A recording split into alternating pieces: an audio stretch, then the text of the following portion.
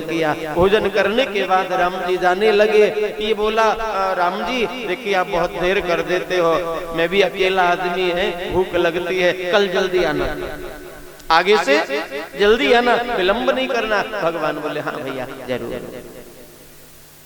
ये भूखा ही रह गया। आश्रम में आकर के दूसरे दिन द्वादशी तिथि उसने खूब प्रेम से भंडारा चखा। पांचों पंगतों में बैठ करके 5 बार भोजन किया। इस तरह का एकादशी व्रत हो गया। लेकिन 15 दिन जैसे ही बीते फिर एकादशी आ गई। और आज फिर एकादशी जब आई तो गुरुजी बोले हाँ भाई कैसे करोगे, क्या विचार है? बोले गुरुजी वही विचार है जो पहले था, राशन दिलवा दीजिए, लेकिन थोड़ा सा राशन ज्यादा दिलवाना। आपने कहा था आपके एक भगवान है, एक नहीं है, आपके 2 भगवान है। पूरा भोजन पिछली बार आपके भगवान ही खा गए, मैं तो भूखा ही रह गया, इसलिए 2 आपके भगवान, एक में मुझे 3 पत्तलों का राशन देना। गुरुजी हंसने लगे कि भोला है, पिछली बार थोड़ा कम रह गया होगा इसलिए झूठ बोल रहा है कि 2 भगवान। भंडारी से गुरुजी ने कहा इसको थोड़ा ज्यादा दे दो, ज्यादा खाता है ये, ज्यादा दे दिया। लेकर के नदी किनारे आया, प्रेम से भोजन बनाया। और अब की बार इसने 3 पत्तल लगाए, एक राम जी की, एक जानकी मैया की और एक अपनी। और जैसे पत्तल लगाई पुकारने लगा, राजा राम आइए, सीता राम आइए, मेरे भोजन का भोग लगाइए। राजा राम आइए, सीता राम आइए, मेरे भोजन का भोग लगाइए। राम जी एक ही बार में आ गए। अब की बार विलंब नहीं किया राम जी ने, भक्त का भाव देख करके पहले ही गीत को सुन करके आ गए। जैसे ही भक्त ने बुलाया कि प्रगट भये लखन सहित श्री राम। आज जानकी मैया तो है ही है, लेकिन बगल में लखन लाल भी आ गए। अब ये देखने लगा कि पत्तल 3 और मूर्ति भी 3 पत्तल लगाई मैंने कि 2 भगवान और एक में, लेकिन ये तो भगवान ही 3 आ गए। अब बार बार लक्ष्मण जी की ओर देख रहे हैं कि ये कौन है, ये नए कौन आए हैं। राम जी से पूछा प्रभु ये कौन है? राम जी बोले हमारे भाई हैं, छोटे भैया हैं हमारे। भक्त बोला सगे भैया है, सगे भाई हैं आपके? बोले हाँ। कैसी बात कर दो, सगे भाई है? बोले अच्छा क्यों, क्या हुआ? भक्त बोला कुछ नहीं, अब जो होना था वो तो हो गया, आप भोग लगाइए महाराज। 3 पत्तलों पर 3 मूर्ति बैठ गई और प्रेम से भगवान ने भोग लगाया। लेकिन अब की बार भी ये भूखा रह गया। राम जी जैसे जाने लगे, भक्त ने कहा प्रभु आप अब की बार जल्दी समय से आ गए, बढ़िया किया। और एक बात बताओ, मैं पिछली बार भी भूखा रह गया, मैं इस बार भी भूखा रह गया। आप एक व्यक्ति बढ़ा लाते हो, अब की बार पहले ही बता दो आगे कितने आओगे, अगली बार कितने को लेकर के आओगे? राम जी बोले नहीं चिंता मत करो, आ जाएंगे हम। लौट करके व्यक्ति आश्रम आया। दूसरे दिन द्वादशी हुई तो प्रेम से भोजन किया। इस तरह अब भी इसने एकादशी व्रत कर लिया। अब तो धीरे धीरे 15 दिन सज्जनों जैसे फिर बीते, फिर एकादशी आ गया। गुरुदेव से कहा गुरुजी अब की बार थोड़े से राशन से काम नहीं चलेगा, अब की बार 11 सेर आटा चाहिए। गुरुजी बोले क्यों, इतने आटे का क्या करेगा? बोले आपके भगवान 2-4 नहीं है, रोज बढ़ के आते हैं, एक मूर्ति रोज बढ़ा करके लाते हैं, इसलिए मुझे थोड़ा ज्यादा आटा दीजिए। आपके भगवान भी तो रोज बढ़ते जा रहे हैं। अब गुरुजी को शंका हो गई, क्या इस भक्त के सन्मुख भगवान आते होंगे? ये रोज कहता है कि भगवान बढ़कर के आ रहे हैं, आज एक मूर्ति और बढ़कर के आई।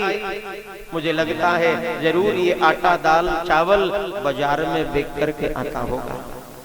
ये झूठ बोल रहा है, भला भगवान प्रकट होके भोग लगाते। गुरुजी ने निश्चय किया आज इसके पीछे पीछे जाकर के इसकी परीक्षा करूंगा। जानकारी करूंगा क्या वास्तव में भगवान आते हैं। आज गुरुदेव ने आटा तो 11 सेर दिलवा दिया, जो इसने मांगा वही दिलवा दिया। गया नदी किनारे ये, लेकिन आज इसने भोजन नहीं बनाया। गुरुदेव भी इसकी परीक्षा के लिए चल पड़े। नदी किनारे आकर के इसने राशन रख दिया और पहले राम जी को बुलाने लगा। सोच रहा है पहले देख लूं कितने आएंगे, और जितने आएंगे उस हिसाब से भोजन बनाऊंगा। हो राजा राम आइए, सीता राम आइए, मेरे भोजन का भोग लगाइए। राजा राम आइए, सीता राम आइए, मेरे भोजन का भोग लगाइए। मेरे भोजन का भोग लगाइए। मेरे भोजन का भोग लगाइए। जैसे ही भगवान को उसने पुकारा तो आज भगवान पूरे राम दरबार के सहित प्रकट हो गए। राम जी स्वयं हैं, जानकी मैया हैं, लक्ष्मण भैया हैं, भरत जी हैं, शत्रुघ्न जी हैं, और हाँ वो लंबी लंबी पूंछ वाले श्री हनुमंत लाल भी पधारे हैं। और जैसे पूरे दरबार के संग पधारे, ये भक्त तो देखने लगा कि वारे प्रभु आज तो पूरी फौज लेकर के आए हो, पूरे खानदान को लेकर के आ गए। भगवान बोले क्यों भाई, आज तूने भोजन नहीं बनाया? पत्तल नहीं दिख रही है, पत्तल नहीं लगाई, भोजन नहीं बना क्या? भक्त बोला राम जी आज मैंने भोजन नहीं बनाया। क्यों? बोले आपको दया नहीं आती मुझ पर? मैं बनाने वाला एक और खाने वाले आप इतने अनेक हैं। मैं अकेला मेहनत करता हूँ, आप लोग खा करके चले जाते हो हैं? एक काम करिए, जब आप खाते सब लोग हो तो साथ में मेहनत भी सब लोग ही करेंगे। आप भी लगिए, सब बनवाइए, सब मिलके बनाएंगे और मिलकर के खाएंगे। राम जी मुस्कुराने लगे कि देखो कैसा भोला भक्त है, तनिक भी संकोच नहीं कर रहा है, हमको आज्ञा दे रहा है। राम जी ने भी इसका भाव देख करके सबसे कहा सुनो, जैसा ये कहे वैसा ही करो। तो इसने सबको काम दे दिया। सीता मैया को काम दिया सुंदर रसोई सज्जा करने का, हनुमान जी को कार्य दिया लकड़ी लाने का, शत्रुघ्न जी को काम दिया नदी से पानी लाने का, भरत जी को काम दिया रसोई का स्थान स्वच्छ करने का। राम जी बोले तूने सबको काम दे दिया, मुझे तो कोई काम बताया नहीं, मैं क्या सेवा करूं, मुझे भी तो बता। भक्त बोला नहीं नहीं प्रभु, आपसे मैं कोई सेवा थोड़ी कराऊंगा, ये सब सेवा करेंगे, काम करेंगे, और मैं और आप इस पेड़ के नीचे बैठ करके, आप बैठिए मैं आपके चरण दबाऊंगा। पेड़ के नीचे बैठ गया, राम जी के चरण दबाने लगा। हनुमान जी लकड़ी बीन करके ला रहे हैं, शत्रुघ्न जी पानी भर के ला रहे हैं, भरत जी झाड़ू लगा रहे हैं, लक्ष्मण जी सब्जी अमनिया कर रहे हैं, सीता मैया रोटी बना रही है। अब गुरुदेव आए परीक्षा करने के लिए। तो गुरुदेव को वन में पहले हनुमान जी मिले। जैसे हनुमान जी लकड़ी बीनते हुए पाए, गुरुदेव ने प्रणाम किया, हे अंजनी पुत्र, हे भवनतने, ये आप क्या कर रहे हैं? लकड़ी बीन रहे हैं, लाइए मैं आपकी सेवा कर दूं। हनुमान जी बोले ना ना ना ना, आप किस किस की सेवा करोगे? चलो मेरा काम कर लोगे, लेकिन अभी तो बहुत लोग सेवा में लगे हैं, अभी आप आगे जाइए, आपको बहुत कुछ देखने को मिलेगा। जैसे ही गुरुदेव आगे बढ़े तो मार्ग में शत्रुघ्न लाल मिल गए, बाल्टी में पानी भर के ला रहे नदी से। बोले हे छोटे सरकार, आप ये क्या कर रहे हैं? पानी किसके लिए ले जा रहे हैं? बोले आपका चेला है ना वो, उसने ये सेवा दी है, उसी के लिए पानी ले जा रहे हैं। वो उस चेले को लज्जा नहीं आई, भगवान को सेवा करा रहा है। मार्ग में भरत जी मिले, लक्ष्मण जी मिले, सीता मैया भी मिली, लेकिन राम जी गुरु जी को नहीं मिले। पेड़ के नीचे भक्त तो बैठा है, पर राम जी गुरुदेव को नहीं दिख रहे हैं। गुरुदेव ने कहा क्यों रे नालायक, तूने राम जी को, सबके परिवार को, पूरे परिकर को सेवा में लगा दिया, तुझे लज्जा नहीं आई?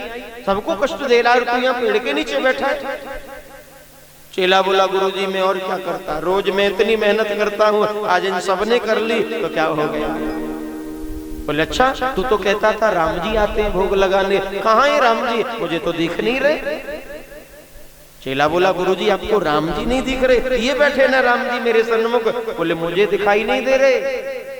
चेला ने कहा राम जी ये क्या कारण है, आप मुझे दिख रहे हो मेरे गुरुजी को नहीं दिख रहे, क्यों? राम जी बोले भैया मैं सबको नहीं दिखता, मैं उन्हीं को दिखता हूं जो जीवन में सरल हो, जिनके जीवन में सरलता हो। तेरे गुरु में सरलता नहीं है, ये अपने ज्ञान के अभिमानी हैं, इनके मन में अभिमान है, और जिसको अभिमान, जिसकी सरलता ही नहीं है, उसे मैं कैसे देखूंगा? चेला बोला गुरुजी राम जी कह रहे हैं कि तेरे गुरुजी में सरलता नहीं है, तेरे गुरु सरल नहीं है, इसलिए मैंने नहीं दिख सकता। चेला कह रहा है राम जी यदि आप मेरे गुरुदेव को दर्शन नहीं देंगे तो गुरुदेव को विश्वास नहीं होगा कि वास्तव में आप भोग लगाने आते हैं। मैं आपका भक्त भोला झूठा बन जाऊंगा, मेरी बेइज्जती हो जाएगी, गुरुदेव की नजरों में मैं गिर जाऊंगा, इसलिए मेरे गुरुदेव को दर्शन तो दीजिए। राम जी बोले मैं दर्शन तो दे दूं, लेकिन इनके जीवन में सरलता तो आवे। गुरुदेव बोले भक्त क्या कह रहे हैं भगवान? बोले गुरुदेव राम जी कह रहे हैं कि गुरुदेव के जीवन में सरलता तो आवे, ये सरल बने तो मैं इन्हें दर्शन दूं। अब गुरुदेव ने जैसे ही राम जी की बात सुनी कि मुझे अभिमान है इसलिए प्रभु मुझे दर्शन नहीं दे रहे, मेरे अभिमान के कारण भगवान मुझसे छुपे हुए हैं, तो सरलता तो जीवन में नहीं आई,